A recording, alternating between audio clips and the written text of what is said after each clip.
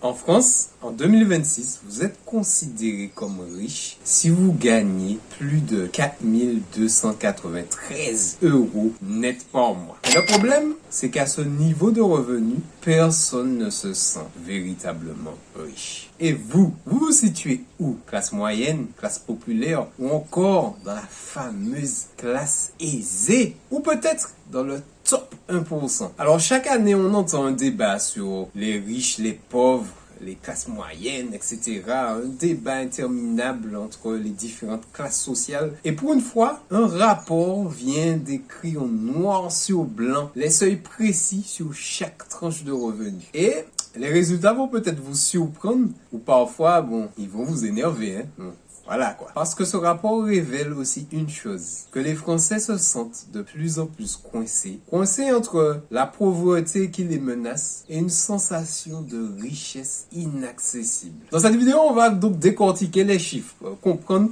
où vous vous situez et surtout pourquoi le sentiment d'injustice, le sentiment de ne plus être considéré grandit, même chez ceux qu'on considère comme aisés. Et vous allez voir que ce décalage entre ce que l'on gagne et ce que l'on ressent est au cœur de vrais malaise social. Et spoiler, et oui, ce n'est pas juste une question d'argent. Bonjour les amis et bienvenue sur cette nouvelle vidéo. Pour ceux qui ne me connaissent pas, je suis Gaël et dans la vie, je suis contrôleur de gestion. Et j'aide aussi les particuliers à gérer leurs finances. Donc à passer d'un état où ils étaient stressés par leur argent dans le rouge chaque mois et à passer d'un autre état où vraiment ils peuvent investir leur argent, ils sont sereins, ils peuvent faire des projets. L'idée c'est ça, sous cette chaîne, on bâtit des investisseurs, des gagnants. On est là vraiment pour s'aider, s'entraider à travers du contenu sur l'éducation financière, la gestion des finances, l'investissement. Vous trouverez dans la description de la vidéo l'ensemble des liens que j'utilise pour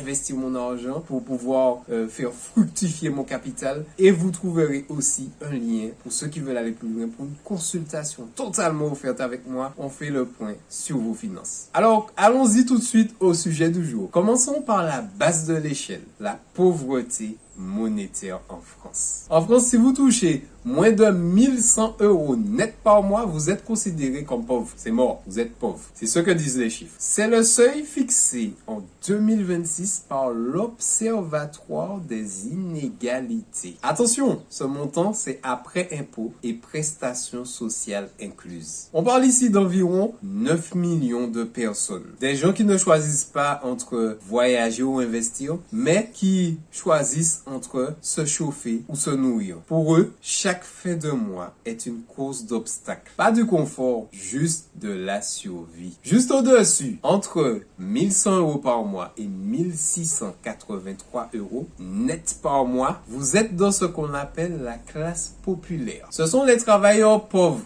de l'économie. Donc on retrouve des retraités, des salariés en CDD, en CDI. Bref, tous ceux qui vivent avec un minimum chaque mois, mais juste avec le strict nécessaire, quoi. Sans vraiment beaucoup de marge de manœuvre. Et pourtant, ce sont eux qui font tourner le pays. Sans eux, plus de caissiers, plus d'argent de nettoyage, plus d'entretien, etc.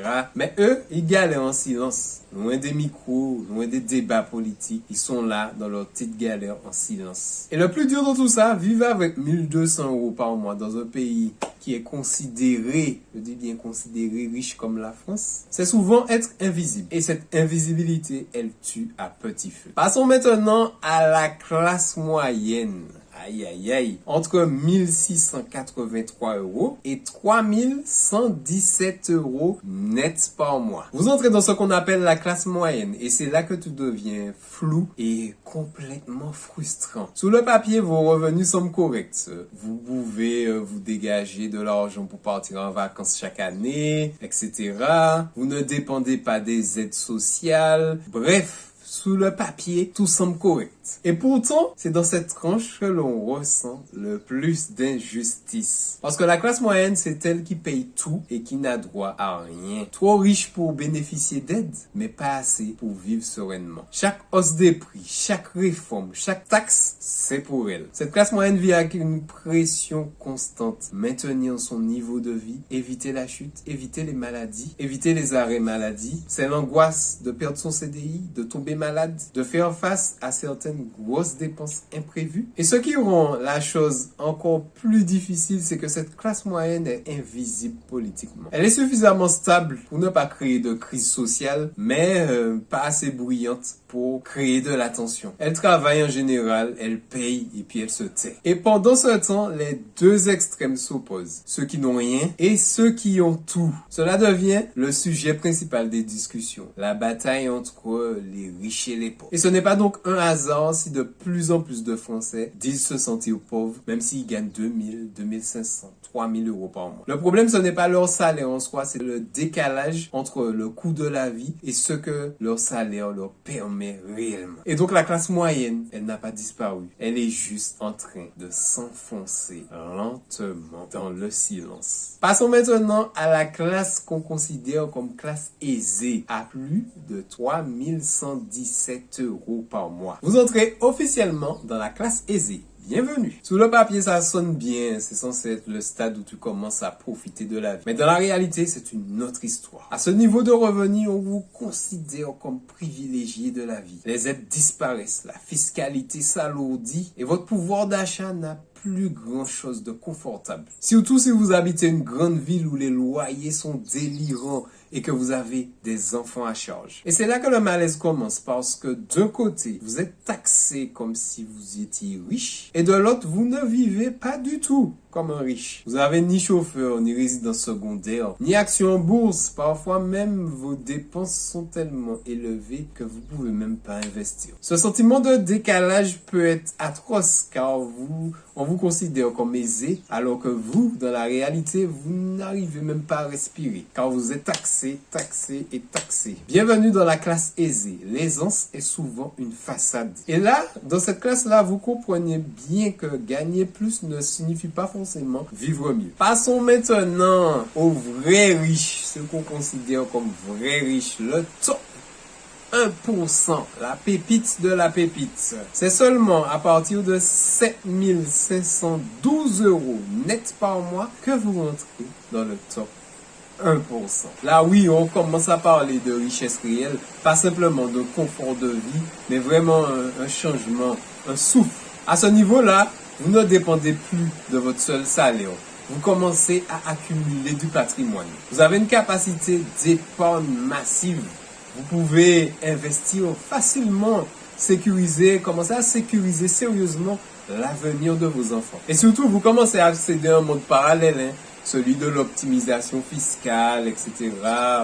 Des conseillers en gestion de fortune, voilà, des trucs comme ça. Des niches qui sont parfois légales et des placements très rentables sans vraiment vous casser la tête. Vos revenus ne sont plus juste gagnés, ils travaillent pour vous, littéralement. Ce n'est plus maintenant une différence de style de vie ou de montant, c'est une différence de logique de vie. Là où les autres sont en train de trimer, vous profitez du système pour gagner de l'argent. Mais ce club est fermé, il est très fermé. On compte environ 675 000 personnes. Pour y rentrer, il faut souvent hériter ou vraiment travailler dans un domaine très spécifique.